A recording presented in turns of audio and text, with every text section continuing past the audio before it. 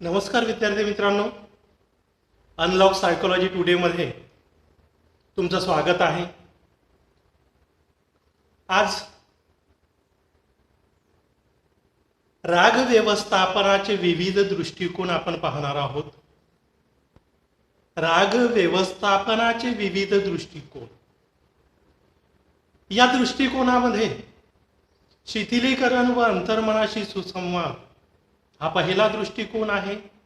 शिथिलीकरण की राग आल्यामुळे आपल्या शरीरामध्ये जे परिवर्तन झालेले असतात त्या परिवर्तनामुळे आपलं शरीर जे आहे ते शरीर उद्दीपित झालेलं असतं आणि हे उद्दीपित झालेलं शरीर जे आहे त्या शरीराला शिथिल करणं आवश्यक असतं व त्याचबरोबर आपल्या अंतर्मनाशी सुसंवाद प्रस्थापित करणं आवश्यक असते. मग या तंत्रामुळे विचार स्पष्ट आणि वस्तुनिष्ठ होत असतात. आपलं अवधान जे आहे ते अवधान सुधारतं आणि आपली एकाग्रता वाढत असते.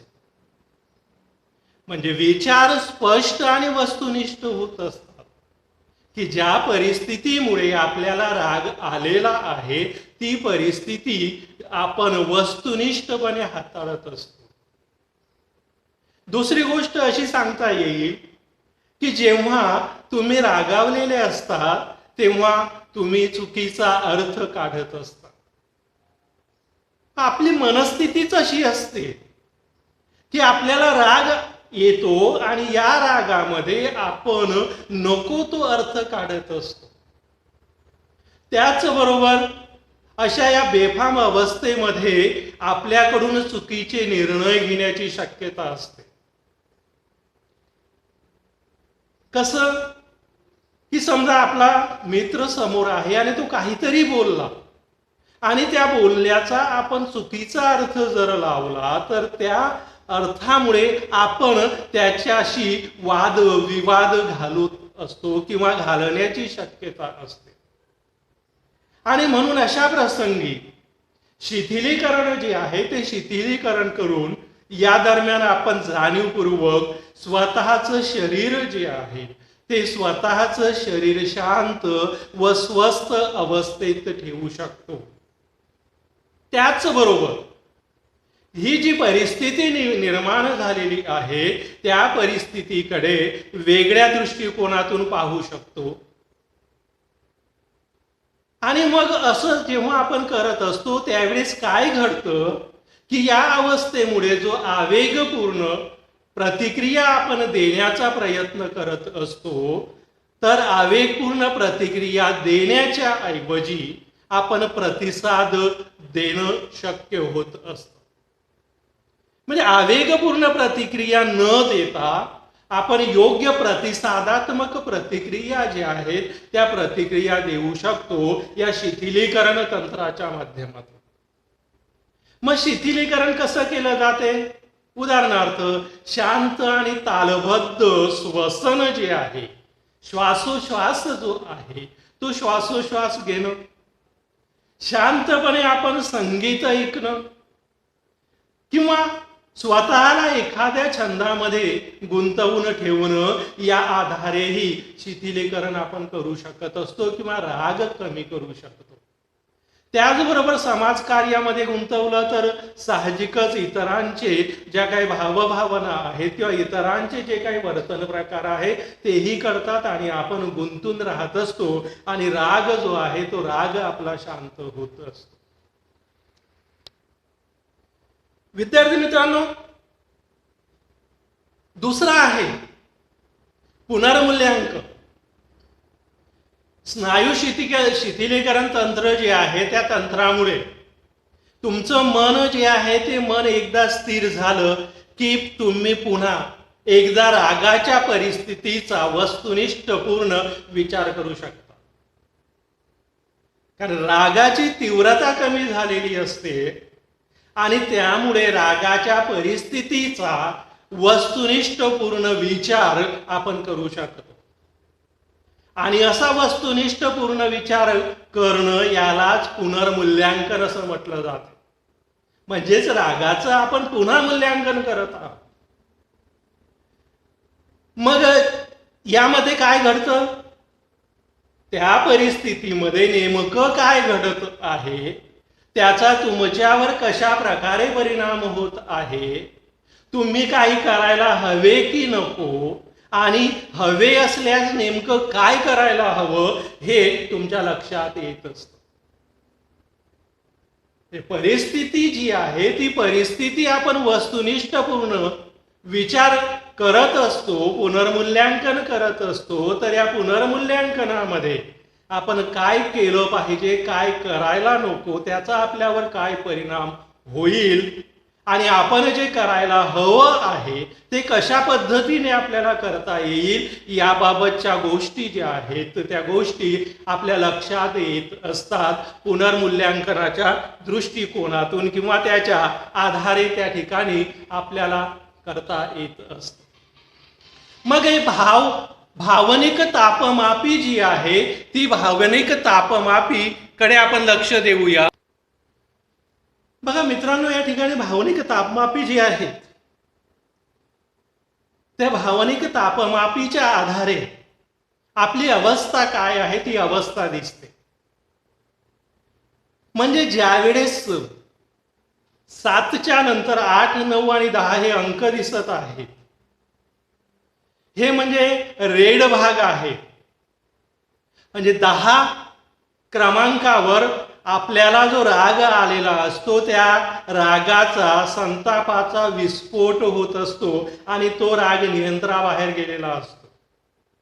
मग आपण जर शिथिलन तंत्र जे आहे त्या शिथिलन तंत्राचा उपयोग केला तर हा राग खाली खाली येत असतो. 9व्या ठिकाणी माझ्या संतापाचा विस्फोट होत आहे असं आपल्याला वाटतं. त्यानंतर आणखी आपण प्रयत्न केलं तर खाली खाली ते अंक येत जात असतात आणि रेड भागामधून पिवळ्या भागामध्ये, पिवळ्या भागामधून निळ्या भागामध्ये आणि निळ्या भागामधून हिरव्या भागामध्ये आपण स्वतःला आणू शकतो आणि मी शांत आणि समाधानी आहे असं आपल्याला वाटू शकतं. आणि त्यानंतर मला आता खूप छान वाटत आहे, या प्रकारची आपली भावना जी आहे ती भावना निर्माण होत असते.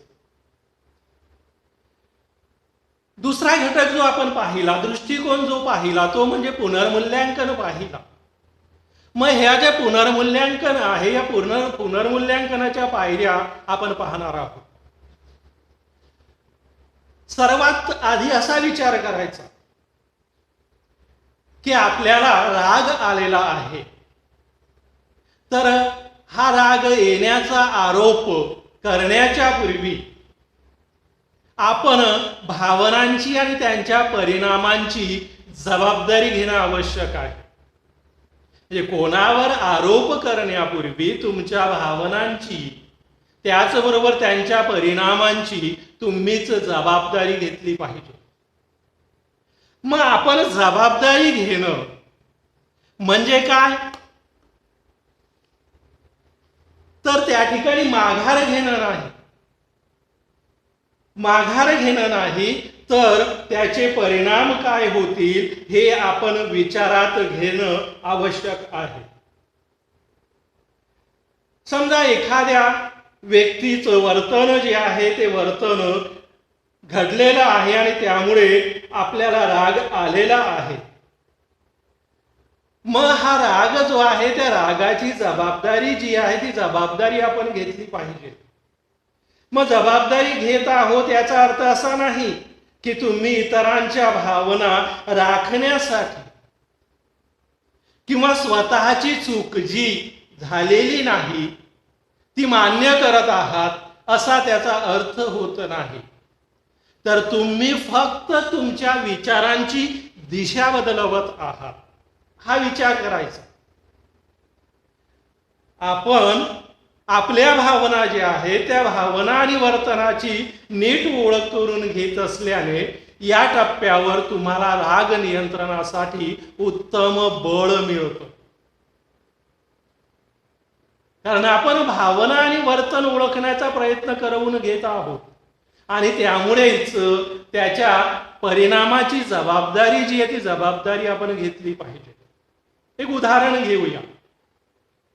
उदाहरणार्थ तुमच्या मित्रानं खोटं बोलून तुम्हाला फसवलेलं आहे.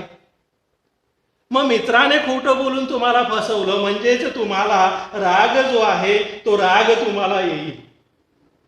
मग राग आल्याच्या नंतर आपण असा विचार करू शकतो की तो असं का वागलं असेल बरं माझ्याबरोबर. त्याचं ते वर्तन आहे ते वर्तन योग्य की अयोग्य असा विचार न करता आपण नाराज होत असतो.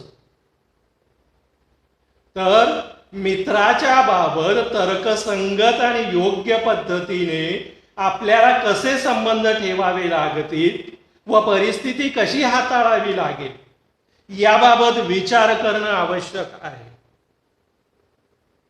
कारण मैत्री तर आपण तोडू शकत नाही. मैत्री तोडू शकत नाही. मग मित्राला आपण व्यवस्थित समजून घेतलं पाहिजे. मग पुनर्मूल्यांकन जे आहे त्या पुनर्मूल्यांकनामध्ये असलेली पहिली पायरी जी आहे ती पहिली पायरी म्हणजे तदनुभूती निर्माण करणे. तदनुभूती निर्माण करणं. तदनुभूती म्हणजे काय की दुसरी व्यक्ती जी आहे त्या दुसऱ्या व्यक्तीला आपल्या स्वतःमध्ये ठेवून पाहण्याची वृत्ती. मग इतरांचे अनुभव जे आहे ते अनुभव आपण आपले मानून समजून घेतले तर त्यामुळे इतरांच्या चुकीच्या वागण्याचा आपल्याला होणारा त्रास आणि त्याचा येणारा राग बराच नियंत्रणात आणता येतो. की अरे ती व्यक्ती असं वागली, जर समजा त्या ठिकाणी मी असतो आणि मी तसं वागलो असतो तर काय झालं असतं. म्हणजे इतरांच्या चुकीच्या वागण्याचा आपल्याला जो त्रास होत असतो तो त्रास असा विचार केल्याने बराच नियंत्रणात आपल्याला आणता येत असतो. उदाहरण घेऊया एक. समजा तुम्ही एखादं बिल भरण्यासाठी बँकेमध्ये रांगेत उभे आहात आणि मध्येच कोणीतरी घुसतो आणि त्याचे बिल भरण्याचा प्रयत्न करतो. मग अशा वेळी आपल्याला त्याचा खूप राग येतो की अरे तो आता आला आणि लगेच पुढे जाऊन आपलं बिल भरत आहे, इतरांच्या पुढे घुसतो आहे. आपल्याला खूप राग येतो. मग मात्र पण जर तो तसे का वागत असावा याचा आपल्या मागील अनुभवानुसार विचार करतो त्यावेळेस आपल्याला आठवतं की आपणही कधीतरी असं केलेलं होतं. जसं की एखादा आपला आवडता सिनेमा सुटू नये म्हणून आपणही मागे असेच केले होते. इतरांच्या पुढे घुसलो होतो आणि तिकीट घेतलं होतं. तर त्या व्यक्तीचं सुद्धा सध्याचं या परिस्थितीमध्ये वागणं जे आहे ते वागणं कसं योग्य आहे हे आपल्याला पटते आणि आपला राग आपल्याला नियंत्रणात आणता येतो किंवा आपला राग नियंत्रणात राहत असतो. कारण त्या व्यक्तीची आपण तदनुभूती जी आहे तदनुभूती निर्माण केली की तो पुढे गेला, आपल्याला राग आला. मग आपण आपले जे काही आधीचे अनुभव असतील की आपणही एखाद्या वेळेस असं केलं असेल ते जर आठवलं तर आपल्याला आपला राग जो आहे तो राग नियंत्रणात ठेवता येतो.